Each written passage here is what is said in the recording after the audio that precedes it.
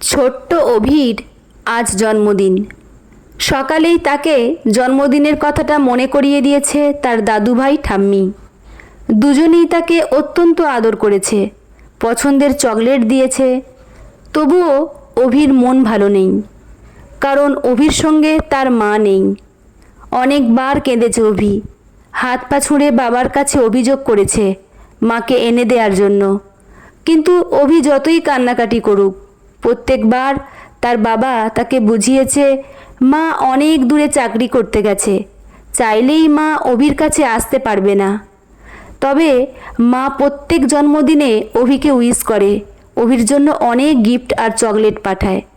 মা অভিকে খুব ভালোবাসে, অভি যেন মায়ের উপর রাগ না করে। প্রত্যেকবার বাবার কাছে একই কথা শুনে শুনে বিরক্ত হয়ে গেছে অভি। তার ভীষণ অভিমান হয় মায়ের প্রতি।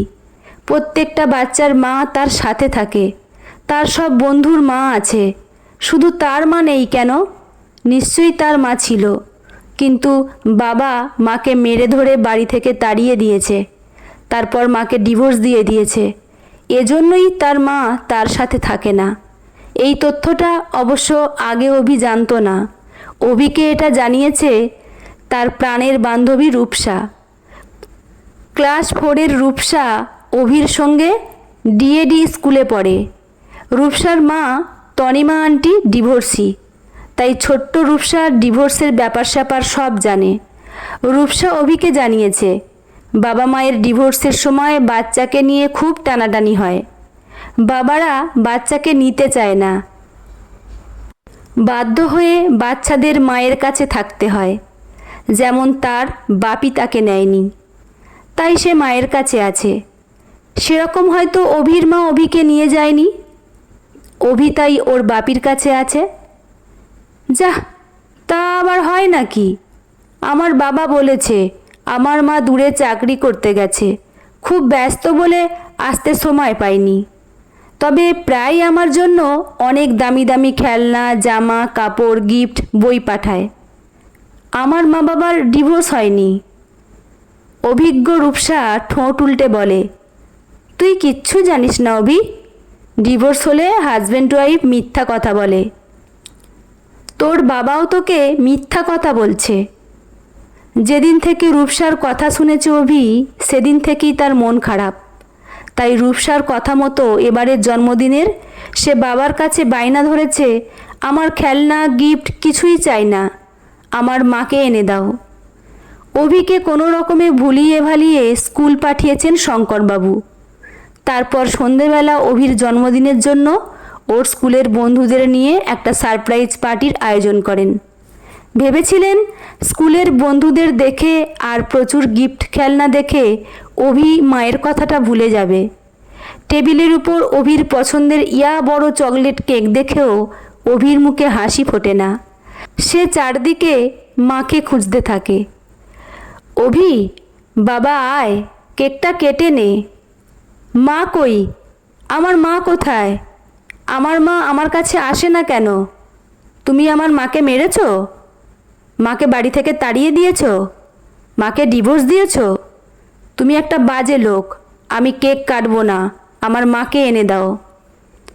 জন্মদিনের কেকটা টেবিল থেকে এক ধাক্কায় ফেলে দেয় অভি, তারপর সব কিছু ছিঁড়ে ফেলে দিয়ে কাঁদতে থাকে। অতিথিদের সামনে চরম অপমানিত হন শঙ্করবাবু। ছেলেকে অনেক বোঝাবার চেষ্টা করেন, কিন্তু অভি যেন কোনো কিছু বুঝতে রাজি নয়। জন্মদিনের দিন কোনো কিছু না খেয়েই কাঁদতে কাঁদতে ঘুমিয়ে পড়ে অভি। অভির দাদু ঠাকুমা শঙ্করবাবুকে বোঝান, দাদুভাইকে এবার সব সত্যি কথা বলে দে শঙ্কর। কিভাবে বলবো বাবা? দেখছো না তোমার নাতি কেমন ওভার সেন্সিটিভ।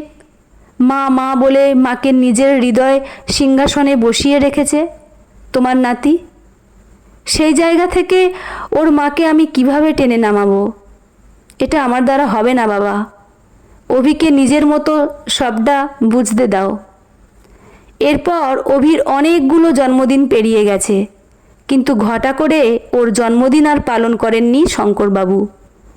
শঙ্করবাবুর মা যতদিন বেঁচে ছিলেন জন্মদিনের দিন নাতিকে পায়েস করে দিতেন। ওনার মৃত্যুর পর সেটাও প্রায় বছর দুয়েক বন্ধ হয়ে গেছে। মাধ্যমিক পরীক্ষার পর ক্লাস 11-এ কলকাতার একটা স্কুলে ভর্তি হয়েছে অভি। স্কুলের হোস্টেলে তাকে রেখে দিয়েছেন শঙ্করবাবু। এই স্কুলে অভির দেখা ওর পুরানো শহরের বন্ধু গৌরবের সাথে। প্রথমে কেউ কাউকে চিনতে পারেনি। গৌরব বাঁকুড়া থেকে কলকাতায় পড়তে এসেছে। হোস্টেলে গৌরবের বাবা মায়ের সঙ্গে পরিচয়ের সূত্রে নিজের বাবা মায়ের নাম বলতে দুটো পরিবারের মধ্যে পূর্ব পরিচয় বেরিয়ে পড়ে। গৌরবের বাবা মায়ের মুখ থেকে অভি জানতে পারে ওর বাবা মা আগে অভিকে নিয়ে বাঁকুড়াতেই থাকতো। পরে একটা দুর্ঘটনার পর অভিকে নিয়ে ওর বাবা কোলাঘাটে ট্রান্সফার হয়ে চলে যায়। তারপর আর বাঁকুড়ায় নিজের জন্মভূমির সঙ্গে কোনো যোগাযোগ রাখেনি। অভি আর গৌরব দুজন নার্সারি ও KG1 এই দুটো ক্লাস একসাথে পড়েছিল। অভি এখন বেশ বাস্তববোধ সম্পন্ন হয়েছে। সে জানে ডিভোর্সটা এখন কোনো ব্যাপারই নয়। এতে এত লুকোছাপার কিছু নেই। তবে তার বাবার প্রতি একটাই অভিমান। বাবা তাকে একেবারে মায়ের কোলছাড়া করে দিয়েছে। তার জীবন থেকে মাকে একেবারে মুছে দিয়েছে। মার সঙ্গে তো যোগাযোগটা রাখতে পারতো বাবা, তাহলে অভি মাকে চোখের দেখা দেখতে পেত।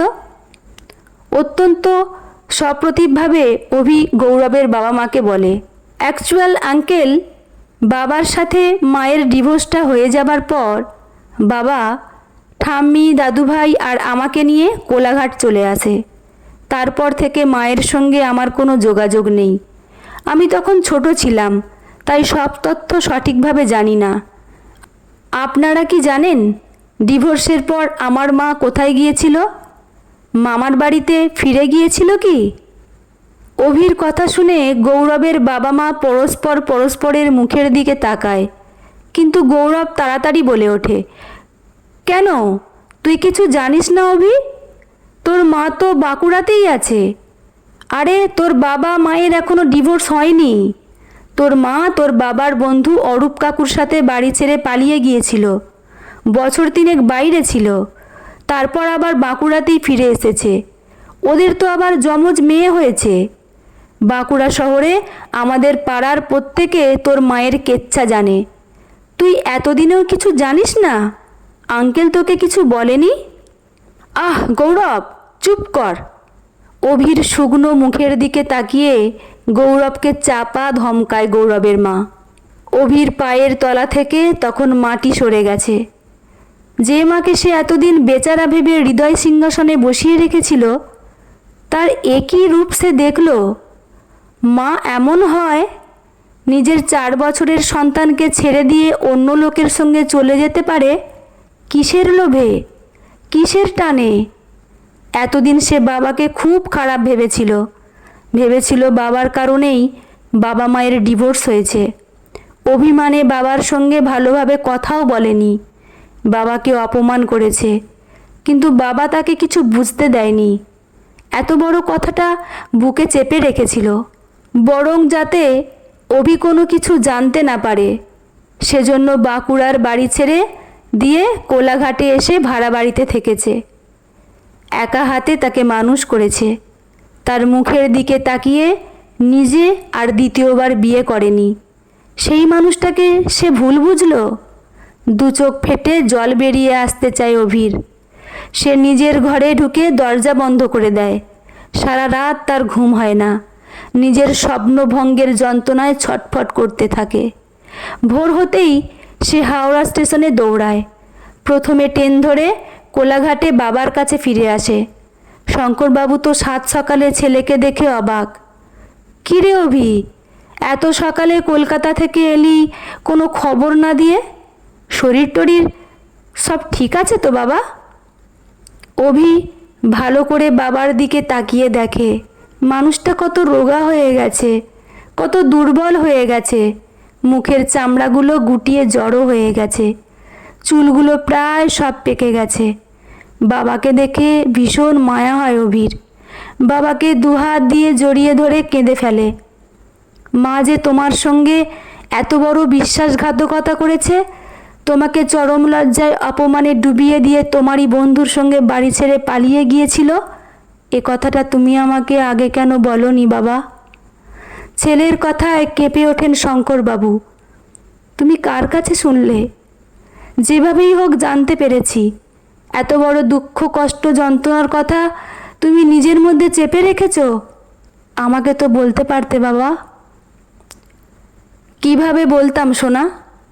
সন্তানকে ভালো কথা বলা যায়, উৎসাহ দেয়া যায়, অনুপ্রেরণা দেয়া যায়, কিন্তু নিজের পরাজয়ের কথা, নিজের অপমানের কথা কিভাবে তার সামনে বলবো? সাহস সঞ্চয় করতে পারিনি অভি। তাছাড়া আরও একটা কারণ ছিল। আমি এসব কদর্য কথা বলে তোমার শৈশবকালটা নষ্ট করে দিতে চাইনি। আমি কখনো চাইনি তুমি তোমার মাকে ঘৃণা করো।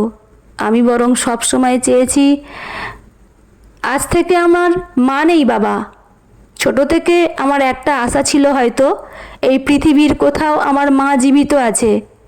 বড় হয়ে আমি একদিন ঠিক আমার মাকে খুঁজে বার করব। তখন তুমি যদি আমাকে আটকাও, তবু আমি তোমার কোনো কথা শুনবো না। আমি একদিন না একদিন আমার মায়ের কাছে যাবই। কিন্তু আজ আমার এই আশার অপমৃত্যু ঘটেছে। আমি মাকে আর খুঁজতে চাই না বাবা। মা মায়ের সংসারে মায়ের আপনজনদের সঙ্গে ভালো থাকুক। এবার থেকে তুমি আর আমি দুজন দুজনের জন্য বাঁচব। আমরা একসাথে অনেক আনন্দ করব, অনেক জায়গায় ঘুরতে যাব। আজ থেকে আমাদের মধ্যে আর মা শব্দটা থাকবে না। ছেলেকে জড়িয়ে ধরে ফুঁপিয়ে ফুঁপিয়ে কাঁদতে থাকেন শঙ্করবাবু। তার এতদিনের যন্ত্রণা, গ্লানি, কষ্ট চোখের জলের সঙ্গে বেরিয়ে যায়। অভি একটুক্ষণ বাবাকে কাঁদতে দেয়, তারপর হই হই করে ওঠে। বাবা, আজকে আমরা সেলিব্রেট করব।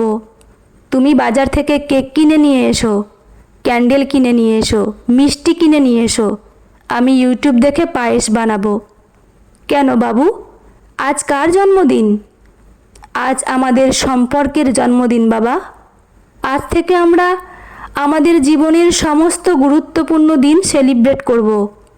আর কোনো মন খারাপ নয়, আর মনে পুষে রাখা কোনো অভিমান নয়। এবার আমরা দুজন প্রাণ খুলে আনন্দে বাঁচব। চলো তাড়াতাড়ি তৈরি হও। অনেক দিন পর প্রাণ খোলা হাসি হাসেন শঙ্করবাবু। বিপর্যয়ের কালো মেঘ কেটে গিয়ে তার জীবনে অভির ঝলমলে হাসি ফিরে এসেছে। সেলিব্রেট তো করতেই হবে। বন্ধুরা, গল্পটি এখানেই সমাপ্ত। গল্পটি আমার তো বেশ ভালো লেগেছে। আপনাদের কেমন লাগলো অবশ্যই জানাবেন। লেখা মিঠু রায় চক্রবর্তী, পাঠে আমি রিমি। ভালো থাকবেন সবাই। দেখা হচ্ছে পরের কোনো গল্প নিয়ে। ধন্যবাদ।